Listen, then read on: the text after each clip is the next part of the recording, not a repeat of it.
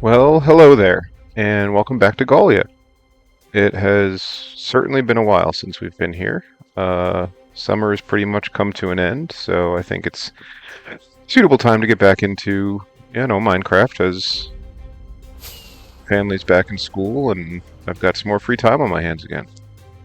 It's been a little bit. If you remember last time we were working on kind of this industrial area down here, I have a whole bunch of planning, I think, that I've done for builds that'll go up in the city area here. But, obviously it's going to be a very time-consuming process. And I think one of the things I want to do is find a way to make these episodes maybe a little bit shorter. And I think I'm going to do that by separating lore versus non-lore episodes. So I'm not going to try to do both things in one episode. So if it's a lore episode, it'll be a lore episode. If it is a building or, other kind of episode, it will be that. So today's episode is going to be a building episode. And we are going to build something here. The goal is eventually to have, this whole area being an industrialized section of our waterfront. And I have kind of some brick industrial looking buildings that I've designed to go along this road kind of as it curves up the hill. And I think it will really fill the space nicely and provide, just a good backdrop as you go into what's going to become the proper city there. It's going to probably be several episodes until we get building down there, but I do have a bunch of buildings designed and excited about it. So, but the first thing we're going to need to do is take stock of what we have. Now, where'd you come from? Probably back here. Maybe. I don't know. I don't know where that weirdo came from. So I've been chipping away. Again, I haven't been recording this summer, but, every once in a while, if I am bored, I'll just come in and chip away. And I've been filling up more and more chests of stuff. Mostly, deep slate. Not tough, because these are all building blocks that I'm going to need for the city proper. So let's see, we're going to need a bunch of brick and a bunch of granite. Brick I'm a little short on, granite I have a bunch. So I think we'll get some iron and trade it with some villagers. Get some brick. So one thing I think worth mentioning, I have to double check, but I was reading some patch notes. I haven't updated. I still don't have Happy Gas or anything like that. Copper Golem looks like it's coming out. Maybe it even did. I haven't really been following Minecraft news very much, but I think one of the patch notes said that they were getting rid of spawn chunks. If that's the case, I don't know that I ever update this world beyond this point, unless something crazy happens, because I don't want to lose my iron. Hey, weirdos.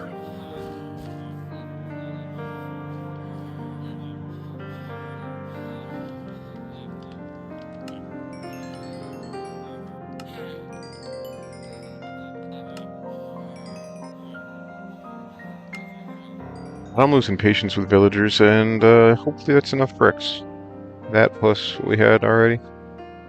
Should do it. Let's try to load ourselves up with some of the stuff that we're going to need. And then key the time lapse.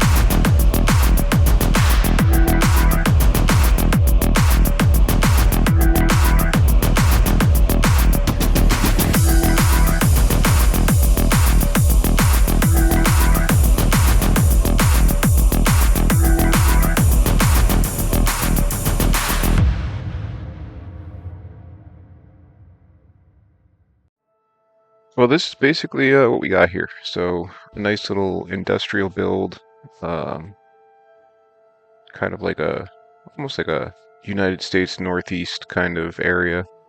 Something that gives a little bit of more of that nice industrial feel as you come along the street here. It gives us something kind of covering up this, ugly open road that was winding up this mountain. Makes it look, much more, much tighter, much nicer. But yeah, really working on that, that industrial vibe. I guess we'll check it out with the shaders, right? You coming in here, you got the train going on. So you can imagine like more buildings kind of along in here, and then something going on right in here, and you're gonna have this whole nice like industrial district area, um, built out. You do need to light these buildings up, as I basically made a whole bunch of mob farms. Oh boy.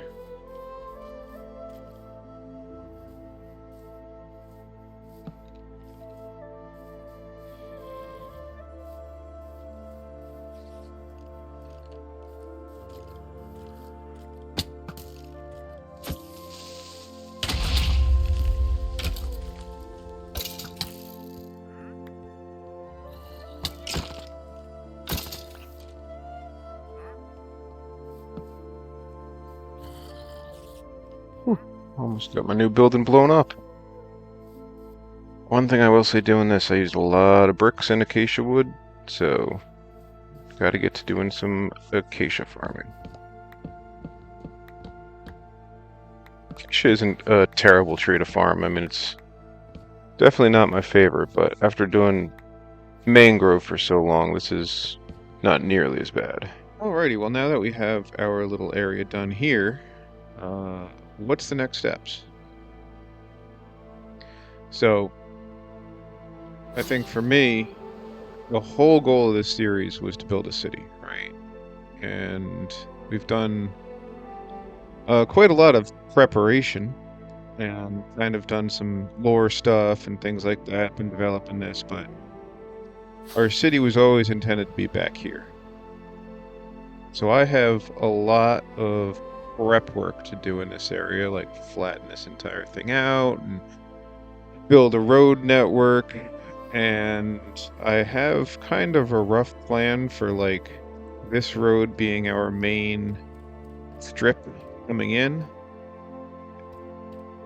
from the industrial area, but then connecting to like a double wide 2-lane road that's going to run kind of through the length of the entire city. So as of now, I have it planned in to come here and then just run all the way through here and push on out this way.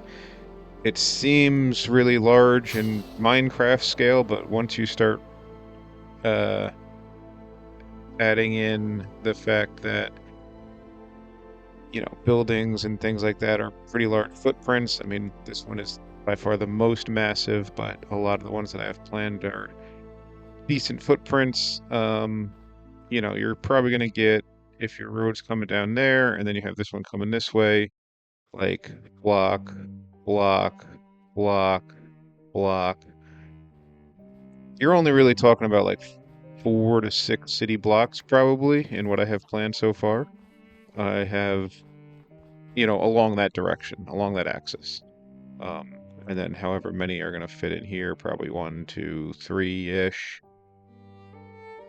It's still a ton of buildings. I don't have all of them planned. I think I have essentially 1 city block planned. But one of the things I did in the last couple of days is I went to a couple of different cities, so I'm feeling rather inspired to at least get this project underway. So, although I said I was going to keep my storage area, probably, I figured this building provided a great opportunity to kind of move myself into like a basement down here. I've started moving some of my chests. Not all done, but eventually all this will be in there. That first floor where the bed is will probably be like a workshop area with my crafting stuff, and then I can cover this up and also eventually put a building, right in here. We need something to connect, industrial build all the way up to this road, whether it be one or two buildings or something else. Not quite sure yet, but that's the plan for that area.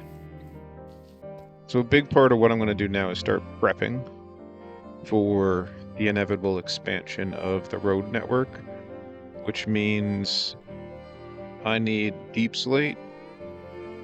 Every road is going to be built out of deep slate, and then I need pale oak, as the slabs of it are what make up my,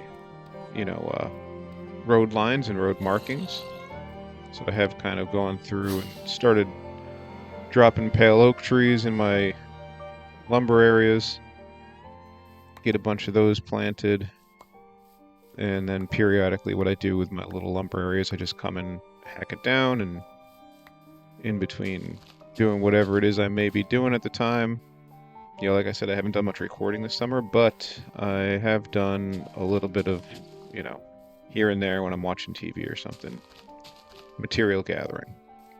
By far the biggest endeavor, though, that I've been kind of working on is just whenever I'm clearing out materials down here.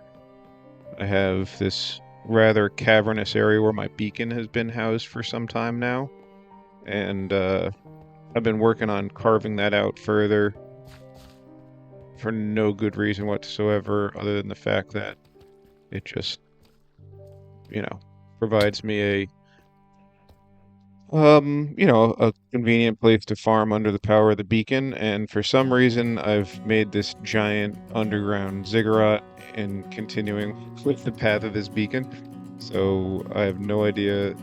There's no purpose to this. It's just, for some reason, whenever I feel like doing deep slate, I just come down to the next rung. Eventually, I'm going to hit at bedrock level or something like that. And just, yeah, three high little tunnels here. And the thought is I just keep doing this until I hit bedrock, and then hollow out the inside of it and keep going. Again, this is literally just a reason to make deep slate, but might as well have somewhat of a purpose and end up having this giant underground ziggurat. It's also like I'll hit a tough vein, and then I'll just start carving out the whole thing. A lot of the buildings that I've built so far are tough-based buildings.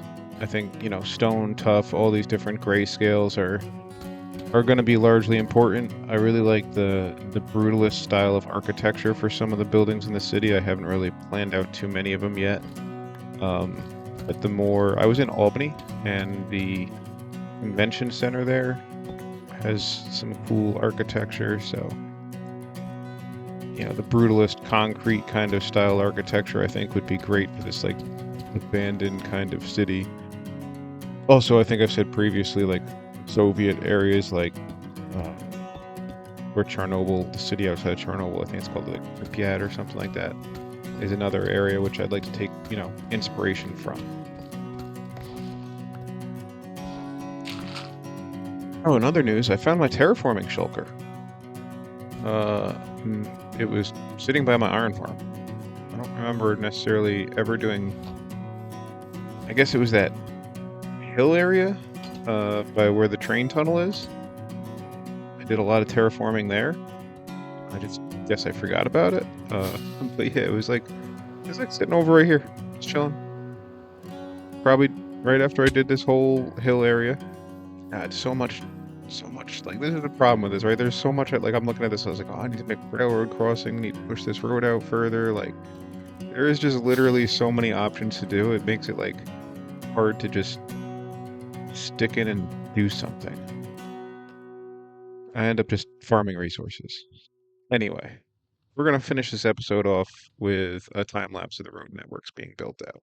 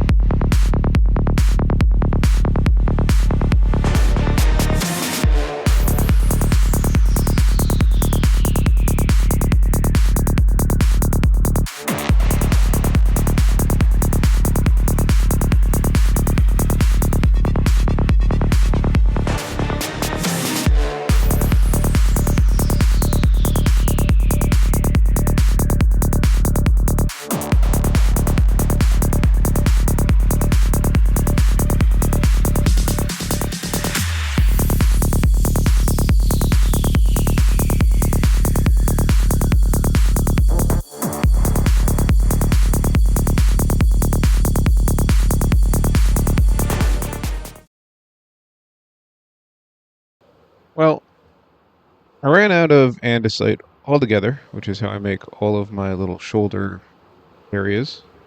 So this is going to have to be where I cut it off for now. You're starting to get a basic idea, and you can actually see some of the foundations for some of the buildings I already have planned out, but I don't really want to give those away yet. Those will be in their own episode, each building. Um, but this is roughly the size of like one of my city blocks. In this particular one, there is at least two buildings, one here, and there's actually a little pool here. This one is just like a one building, like mid-rise, and I think I'm going to keep that grid size going along here, and then for going along here, like once we get that way, I'm essentially going to do this grid but too wide, so it doesn't get, or maybe too wide this way, I'm sorry, so it doesn't get like too boring as far as grid layout. But yeah, so you kind of, this gives you an idea, like this road will go all the way out that way. It just, apparently the limiting factor was andesite. I really didn't plan for how much. You think you're just using like one block per, per segment, or two blocks per like road length if you like bisect this, like it's stone, andesite, and then a bunch of deep slate, you know what I'm saying? Like, so I'm like, I don't need a ton of andesite, but yeah, apparently I did. But it really gives shape to what's to come, and the beginning of the layout. But you can see real quick with the size of these roads how quickly like you use this space up. So I do think we're gonna have our city up in here, and that'll be cool, but it's definitely not nearly as much space as I thought it was going to be when I chose this area. I was like, oh, this is huge, but yeah, well, first time doing a city project, so. Okay, well, thank you for watching, and I hope you've enjoyed. We got a lot of work done today, and I think in the next episode we will get to finishing off these roads and probably building at least one of the buildings. So I hope you tune in again on the next episode, and we'll see you all next time. Bye-bye.